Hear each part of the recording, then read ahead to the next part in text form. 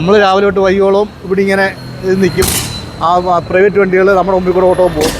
ഓരോ വീട്ടിൽ നിന്ന് രാവിലെ അവർക്ക് ഒരു തെരണവുമില്ല. അവർ വീട്ടിൽ കിടക്കുന്ന വണ്ടി നമ്മളിപ്പം 3500 രൂപയാണ് ഇവിടെ എയർപോർട്ട് ഓടുന്നത്.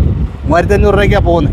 ഈ വണ്ടി വീട്ടിൽ കിടക്കുന്ന വണ്ടികൾ അവർ 3200 3000 രൂപയ്ക്ക് പോയാലും അവർക്ക് നഷ്ടമൊന്നുമില്ല. നമ്മൾ റാവിസ് ഹോട്ടലിൻ്റെ കെയർ ഓഫിൽ തിരുവനന്തപുരം എയർപോർട്ടിൽ പോയി ഗസ്റ്റിനെ എടുക്കാൻ വേണ്ടിയാണ്. അവിടെ ഒരു ഫംഗ്ഷന് വേണ്ടി ആരാ വരുന്നത്?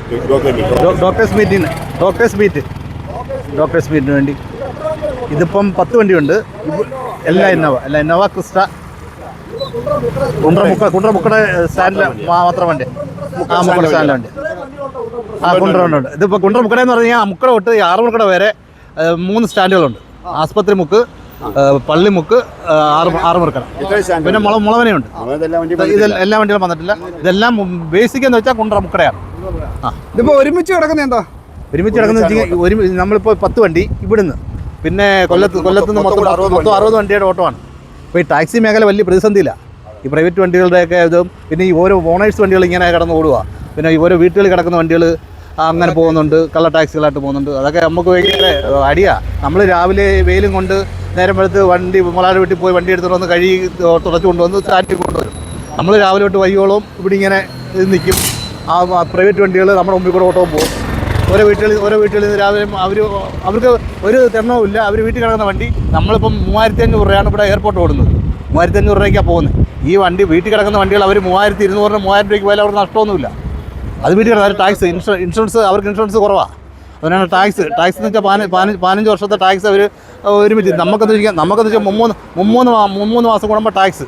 അതിന് പിന്നെ അതുമല്ല ഈ ക്ഷേമനിധി എന്ന് പറഞ്ഞൊരു സംഭവം എന്ന് വെച്ചാൽ തൊഴിലാളികളെ നന്നാക്കാനെന്ന് പറഞ്ഞാൽ ചെയ്യുന്നത്. പക്ഷേ അത് തൊഴിലാളികൾക്ക് ഏറ്റവും വലിയ ദ്രോഹമാണ്. നമ്മൾ ക്ഷേമനിധി അടച്ചെങ്കിൽ മാത്രമേ സർക്കാർ ടാക്സ് എടുക്കത്തുള്ളൂ.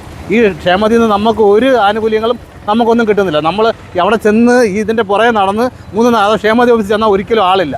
അതിന് വന്ന ഓഫീസർമാരില്ല. പിന്നെ നിങ്ങൾ അക്ഷയ പോയി അവർക്ക് ഫീസ് കൊടുക്കണം. നമ്മുടെ ഫീസ്, ടാക്സ്, ഇതെല്ലാം കൂടെ കൊടുത്ത് വരുമ്പോഴത്തേക്ക് ടാക്സി മേഖല പല പ്രതിസന്ധിയില്ല. പല മുതലാളിമാരും കൊടുത്ത് കാശ് മേടിക്കുക. ഇപ്പം നമ്മൾ ഈ ഒരു തൊഴിലിൻ്റെ മേലേക്ക് ഇറങ്ങിയിട്ട് ഇപ്പോൾ ഒരു തൊഴിലിനും പാനും പറ്റുന്നില്ല. ഈ മേഖല മൊത്തം സ്തംഭിച്ചിരിക്കുക. ഞങ്ങളിപ്പോൾ ഇവിടുന്ന് ഇറങ്ങുവാണ്. 4 മണിക്ക് എയർപോർട്ടിൽ ഗസ്റ്റ് വരും. അവർ അവിടെ നിന്ന് എടുത്ത് ഞങ്ങൾക്ക് നേരെ എല്ലാം കുണ്ടറക്കാർ. തീർച്ചയായിട്ടും. ഇപ്പോൾ നമുക്ക് എല്ലാവരും കൂടെ ഒരുമിച്ച് നിൽക്കുന്നുണ്ട്, സന്തോഷമുണ്ട്.